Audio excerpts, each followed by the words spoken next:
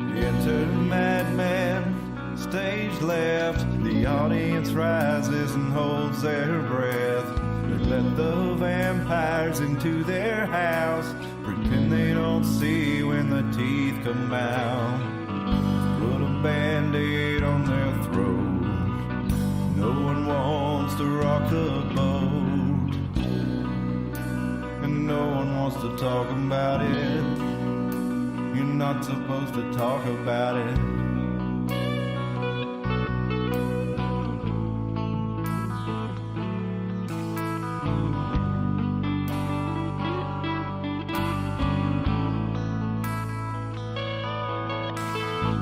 The curtain rises and the players come out. Webs of light spinning from their mouths. Start looking, listen for a little while.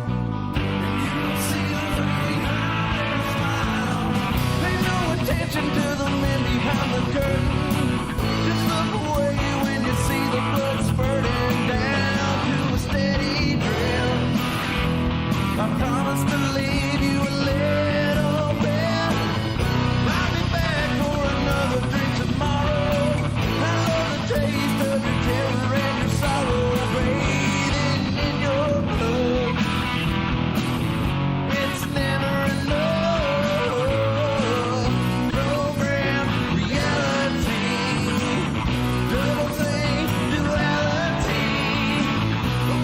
On the face of all mankind, our numbers up and the dead woman sound.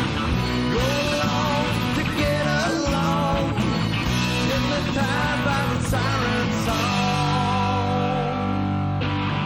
The banks are empty and the crypts are cracking open. The hordes upon you and you stand there frozen, waiting for the word. Stand in line and wait. Don't follow the strings to find out who is pulling. Just drink your poison, keep on laughing and drooling, eating your own flesh. The master always knows what's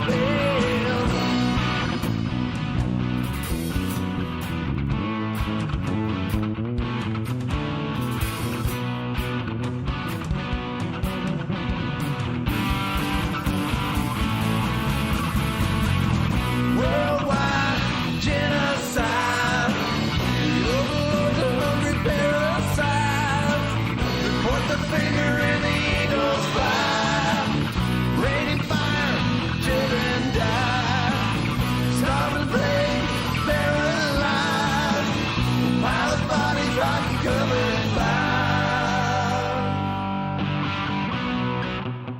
But no one wants to talk about it. Strings no more bowing to the master. I tried to run, but they only came faster. Now I stand my ground. I ain't backing down. Silver bullets in my pistol in my holster. My will is strengthened and my confidence is bolstered. Don't test my resolve. Don't test my resolve.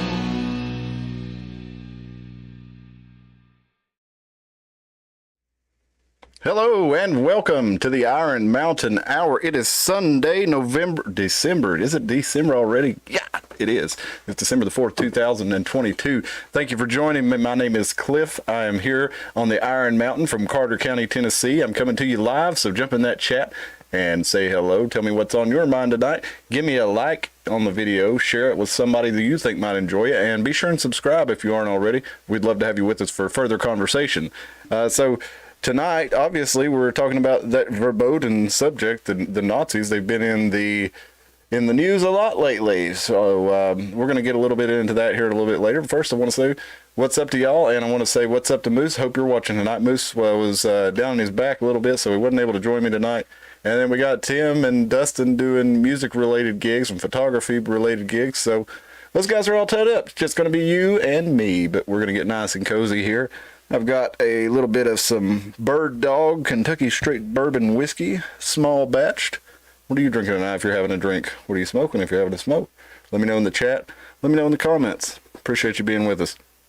So yeah, there's been a lot of controversy lately, and it's a perfectly good thing to divide us, I think. So we need to look at that. We need to look at this with a kind of the idea of how can we learn and grow from these moments rather than be further divided by it like we are with so many topics and so many controversial issues. But recently, Alex Jones had Kanye West on his show, or Ye as he's calling himself, the artist formerly known as Kanye West. I mean, you try to respect these people's things, call them what they want to be called. I don't know, he legally changed his name, so it must be important to him. But anyway, the guy comes on InfoWars after he's been talking mad crap about the Jewish people, saying that they deplatformed him and accusing them of all sorts of things, basically ruining him. And then when he's had the opportunity to say which specific people were doing this, he would kind of just revert to them. And, it kind of becomes this thing where, other people start pointing to, oh, well, there's a lot of Jewish people in Hollywood, or there's a lot of Jewish people in banking. And I think that only comes naturally when those are industries that those people excelled in, just like, Romans and Englishmen became good smiths, so they stayed smiths until we kind of got to modern society where people started going to universities and learning new trades and moving away from home.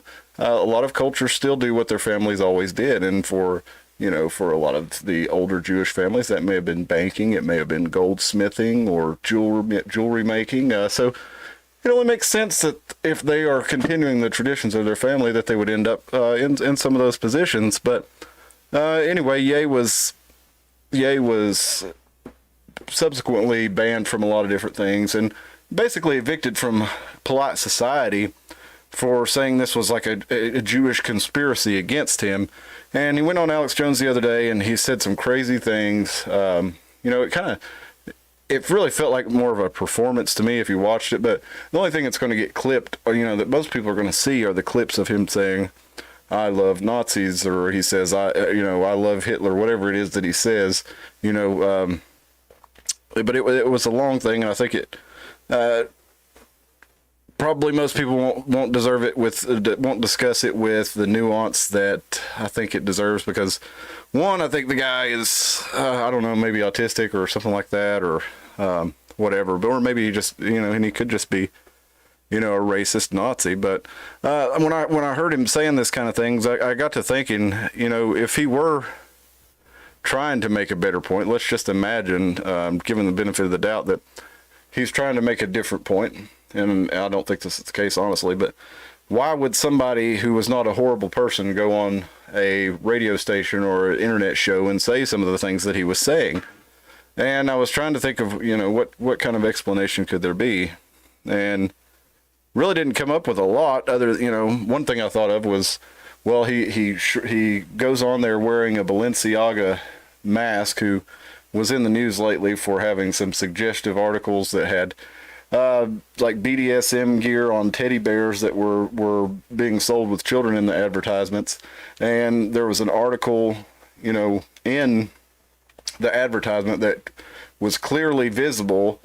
It was a Supreme Court ruling on the legality of simulated images of, let's just say, inappropriate images of children, how that was legal if it were not real, if it were simulated. And so that was a very curious thing to have in an advertisement. So that was, a lot of people are boycotting the Balenciaga. Well, anyway, I didn't find this out till later, but Kanye apparently had a deal with Balenciaga there was a fashion company, a high-end fashion company, that he lost his deal when he started talking all this stuff. So,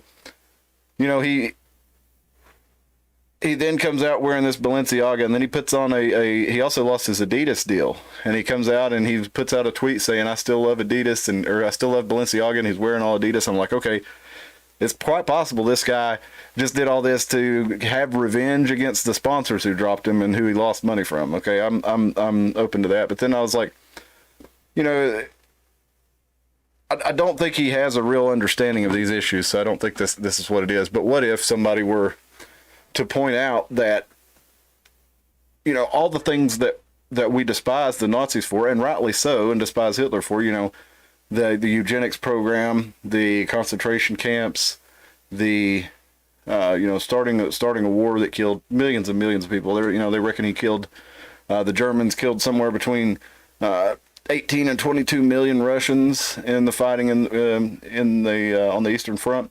And really, that was the worst part of that war. I mean, the British and the Americans, they lost some. I think the British and the Americans lost like 500,000, but the majority of the actual, casualties were involving the Russians. And then, there's what else? What are we looking for? The experimentation on people. The silencing, the book burnings, and then it gets all the way down to where people are like, oh, well, Hitler likes dogs. Well, you must, who else liked dogs? Hitler. Who else was a painter? Hitler. And then Wes mentioned some crazy things like that. I think he said Hitler invented the microphone, which is just not true. But he was trying to I guess point to things that he found that were good about him. And especially it reminds me of the Norm Macdonald joke where he's like, I'm reading about this guy Hitler. I never heard of him before. I was looking him up, and pretty interesting guy, painter, war hero, but the more I read about Hitler, the less I like him, or something like that was what he said. But, it's, you can't have read very much about the guy if you want to say you like him. And the reason I was thinking this was like something that was pretty divisive was he comes at it from the angle of he says on there that, oh, well, I'm going to love everybody with Christ-like love, So there's a lot of Christians who can relate to this, and they're saying, and somebody who's saying this kind of thing, they want to give the benefit of the doubt to. But then you have the other side of the argument, which is non-Christian secular America.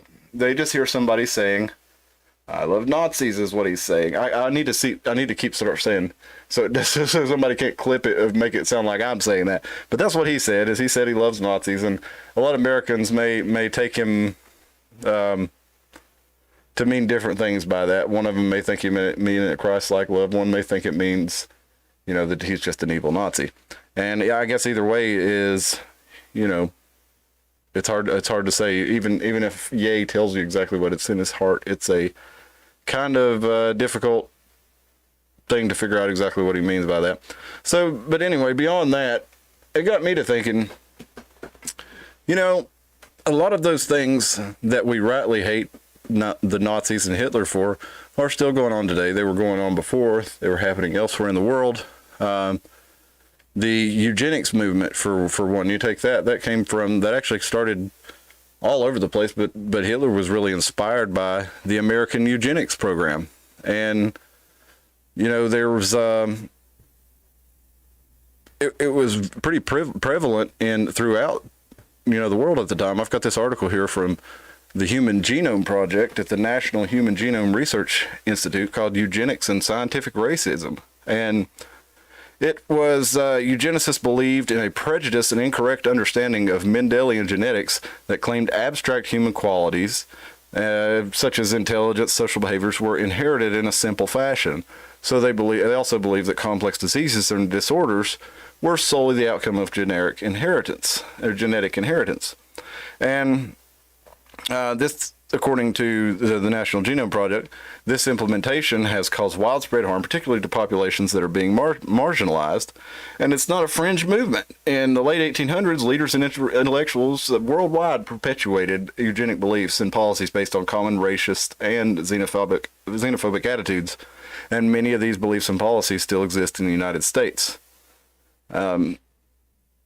So modern day manifestations of eugenic and scientific racism still go on today. And it started, like I said, it was the concept of human improvement. The ideology became increasingly common to try to improve the race, the human race in general, that they would weed out the bad elements. You had it in Germany, United States, Great Britain, Italy, Mexico, Canada, other countries. Statisticians, economists, anthropologists, sociologists, social reformers, geneticists, public health officials, and members of the general public all supported eugenics through a variety of academic and popular literature.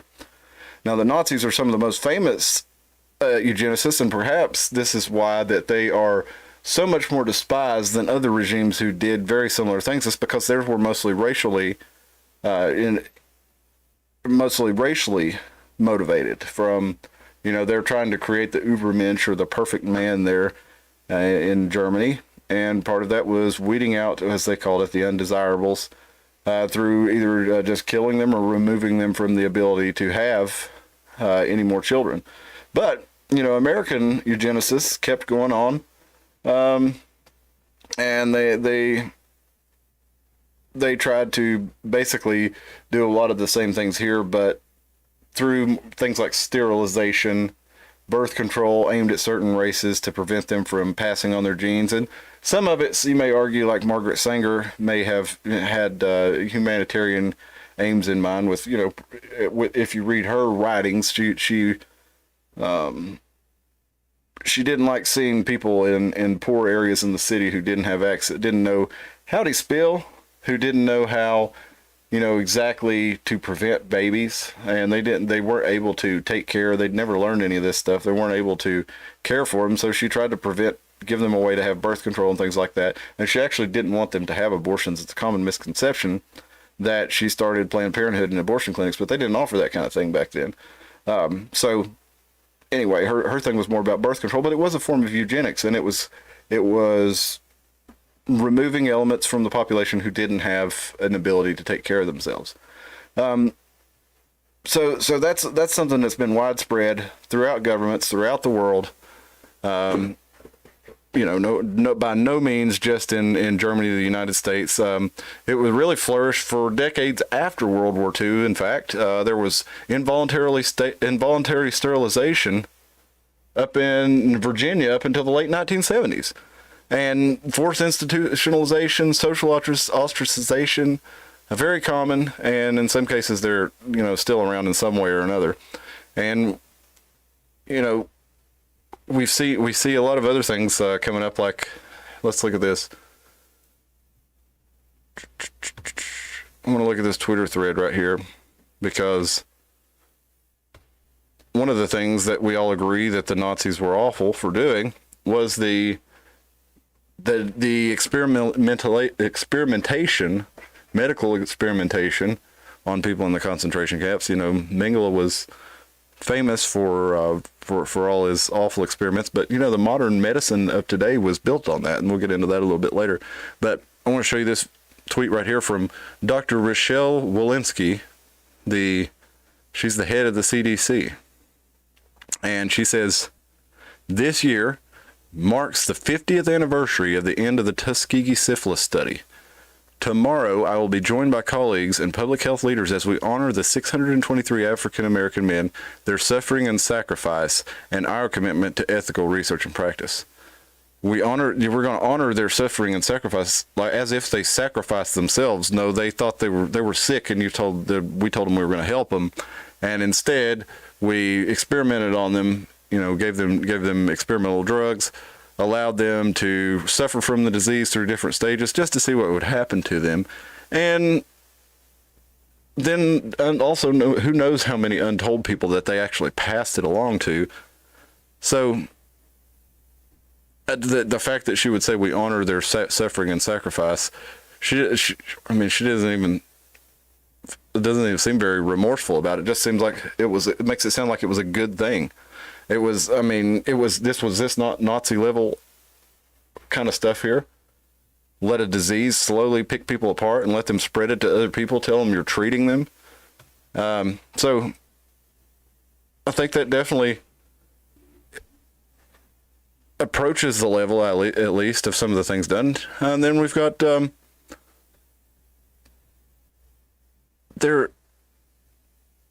Nazis they killed millions and millions of people. Obviously, that was a bad thing.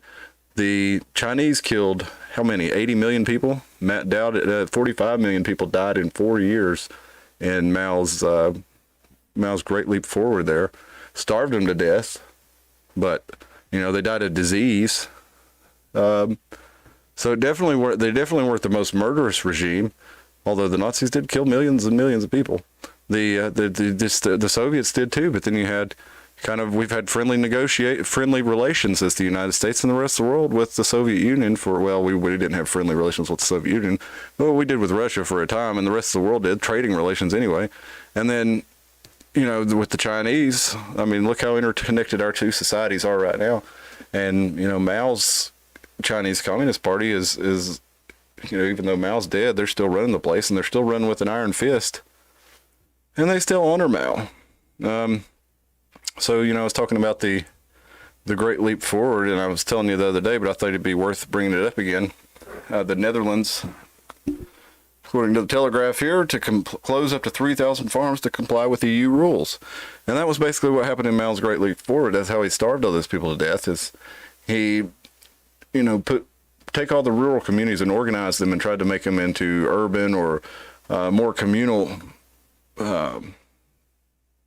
population centers, and he put them to work on big irrigation projects and all kinds of infrastructure projects, and then the food didn't get grown, and like half the Chinese people in the rural Chinese starved to death.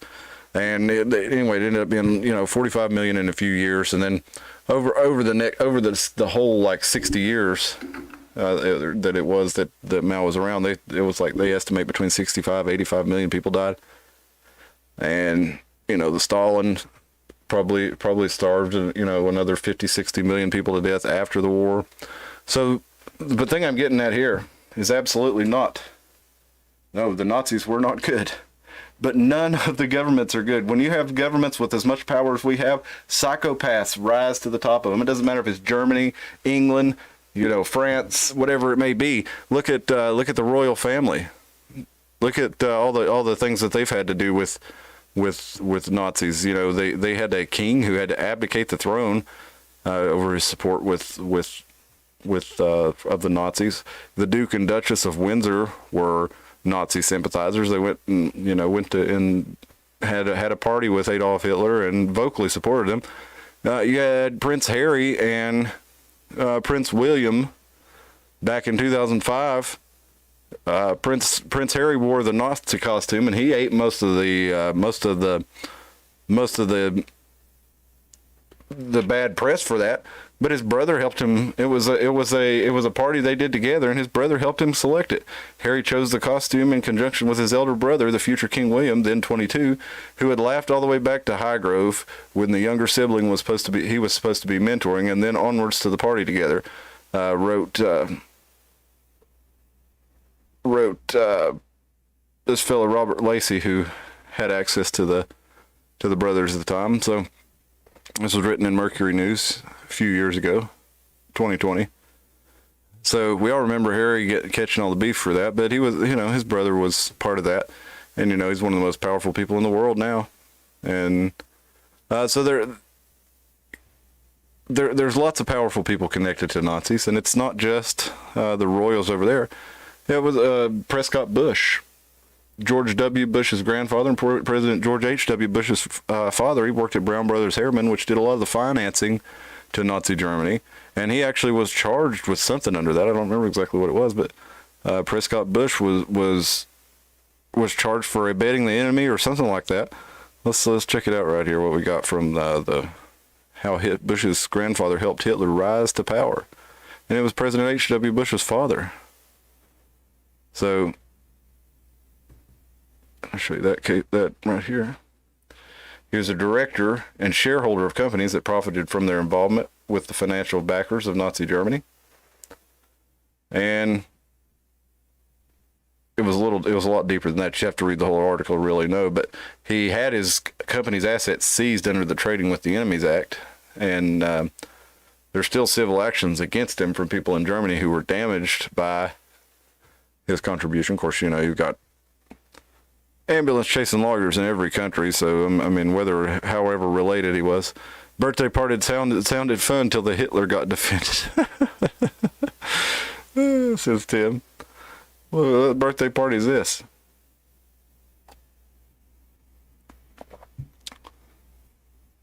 But yeah, so yeah, he defended Hitler.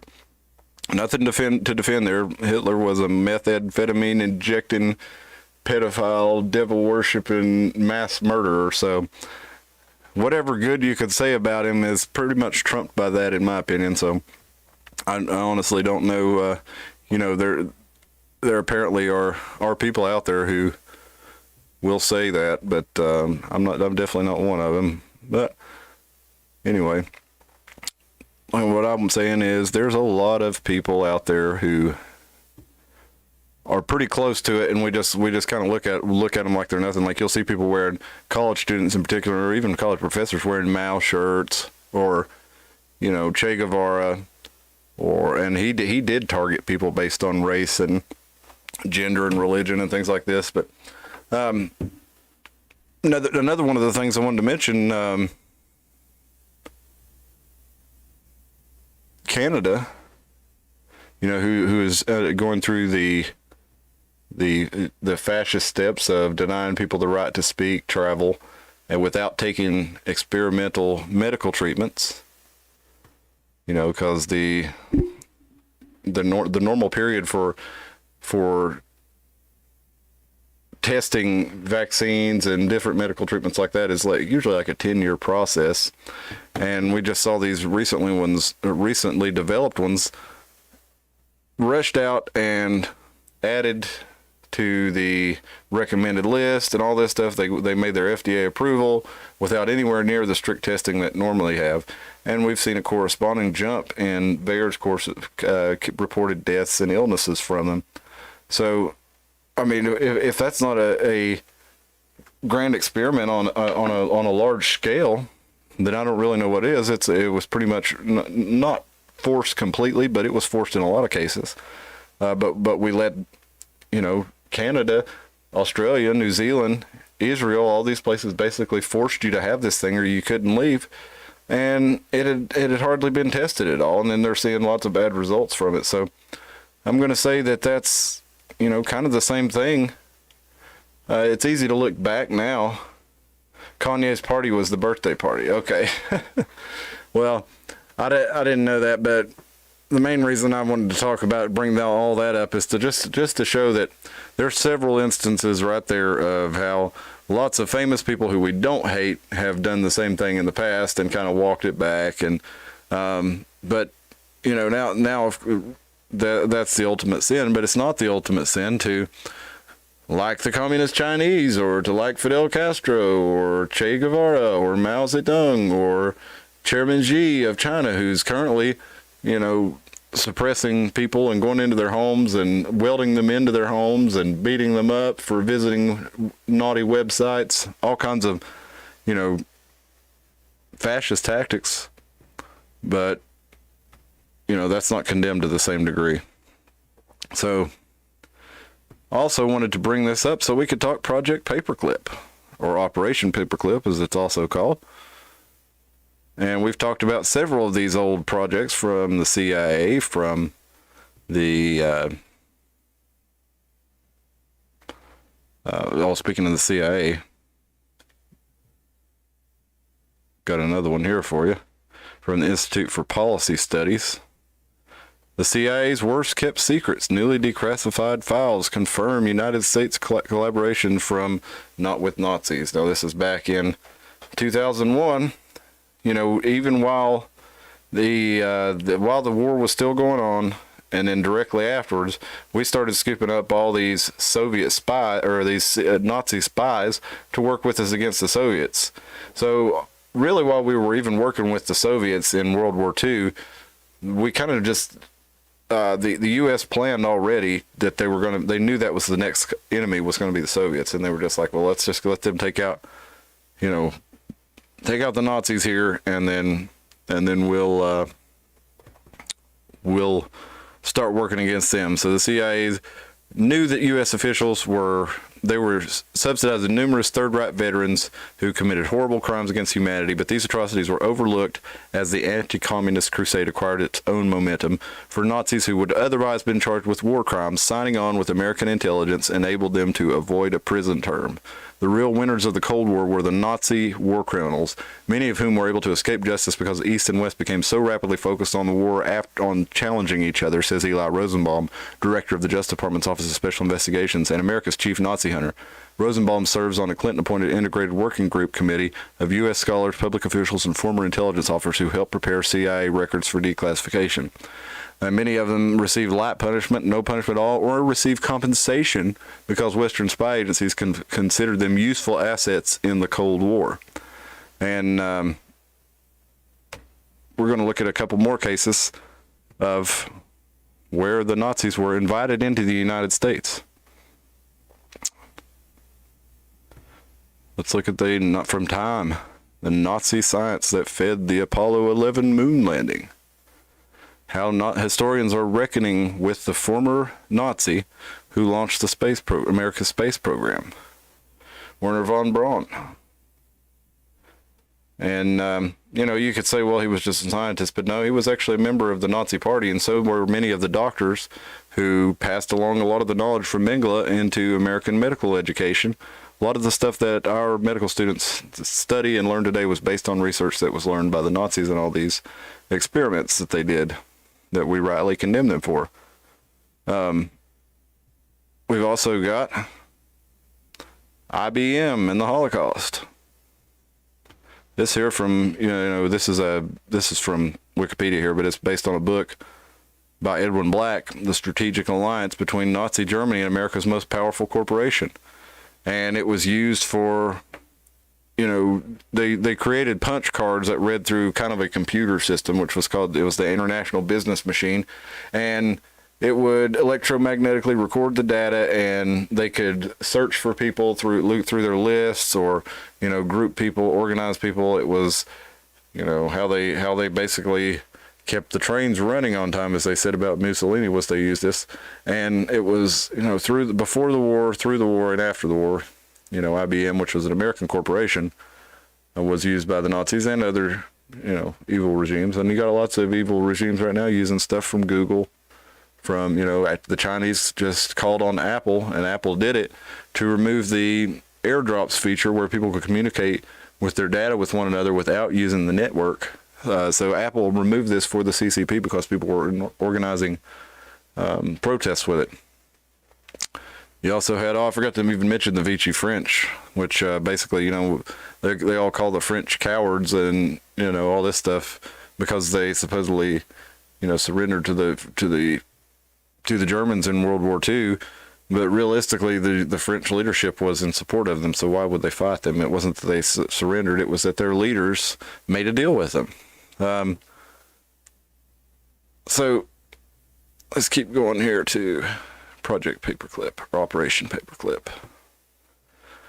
In the pharmaceutical industry, IG Farben, they were involved in a lot of the chemicals and all this stuff and they're still in business today and under a different name. I forget what it is, but you've got, Adidas and Puma were founded by Nazi brothers. Hugo Boss was a Nazi company. Volkswagen, the Nazi company. And I'm sure they've all, denounced the Nazis, but ultimately their family all got money from becoming successful under Nazis. So, Paperclip was a secret United States intelligence program where they brought over 1,600 German scientists, engineers, technicians to help the U.S. government after World War II, between 45 and 59. And it was conducted by the Joint Intelligence Objectives Agency and carried out by Counterintelligence Corps from the U.S. Army. And most of the personnel were former members, and some were former leaders of the Nazi Party. So the primary reason for this was to have technology to use against the Soviets in the Cold War, basically. The space race, they wanted to beat them to the moon, so they came and got the Nazis. And, honestly, it only makes sense, but, a lot of the Nazis became, they like I said, these were party members. These were not just random people who were used by who were German citizens who were used by the machine. These were actually, card-carrying Nazis who they brought over. You had Werner von Braun leading NASA, the NASA rocket program. Lots of people brought into the spy agencies. You had, in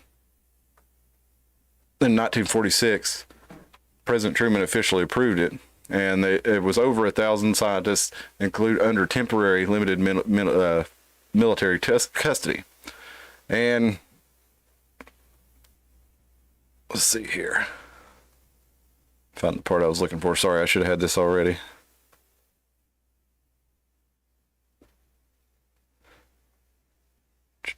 You had Werner von Braun, of course, was the Saturn V launch vehicle, which got us to the moon.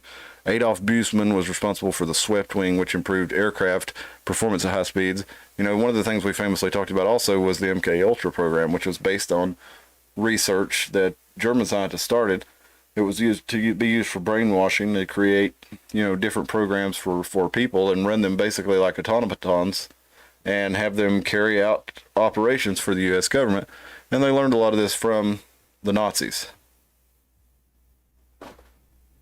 So,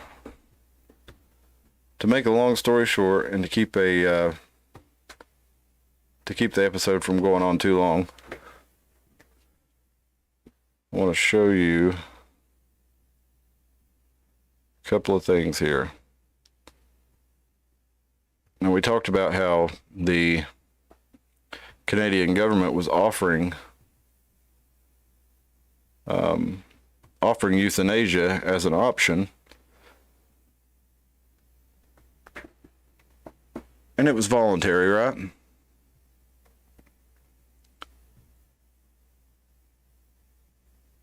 Let's look at this from the Lizard King. Euthanasia is now the 6th leading cause of death in Canada. That's not dystopian and evil at all, am I right? Let's look at the article that he's talking about when he says this. This is from Canada's new euthanasia laws carry upsetting Nazi-era echoes, warns expert. And we find out that it's very similar to the way that Nazis dealt with people with disabilities. And we've seen people in other countries offering, you know, they do tests, or in our countries too, they do tests to see if your kid's going to have Down syndrome. And they're like, do you want to go ahead and, you know, have a medically induced miscarriage or abortion if they check it really early, you know, to so you won't have a baby with Down syndrome. And that's kind of, you know, I don't know, people with Down syndrome don't like that when you've asked them about it. But probably the biggest threat to existential threat to disabled people since the Nazis program in the 30s, they say, is this here in Canada. And it details the story of 61-year-old Alan Nichols, who had a history of hearing loss and depression, and according to Nichols' brother, was unlawfully put to death by the Canadian state in 2019. They cited a lack of oversight and gross negligence on behalf of the medical professionals. They didn't charge anybody. Now, nevertheless, the episode, allied to the coming expansion of the laws governing euthanasia in Canada in 2023, raises serious questions. Could it be that a country renowned for its liberal universalism and libertarian fundamentalism has grossly perverted the principle of accessibility when it comes to medical assistance for the dying? Accessibility is in most cases that predicted ethos and lifeblood which allows people with disabilities to thrive as functioning members of society. Yet within this sphere, unfettered accessibility could indeed prove to be one of the most malignant forces the disability community has had to contend with since the mercy killings of the Third Reich almost 9 years ago. And you saw that here around, and except it wasn't killings, it was sterilizations, people being forced to be sterilized here in the U.S.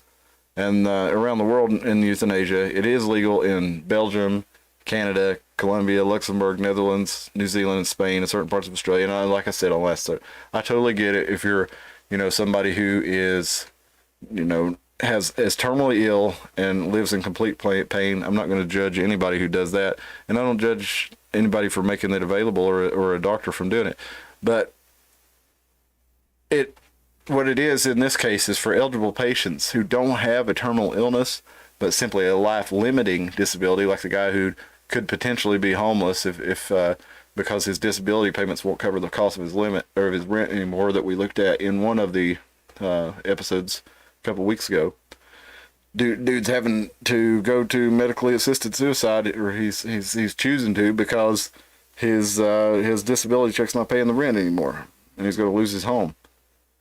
So the problem here is that physicians are encouraging them, or no, they're not encouraging them to use euthanasia, but they're proposing it as a solution or as a choice of equal standing amongst other treatment options, as if, well, we could, you know, this leg's really bothering you, we could set it.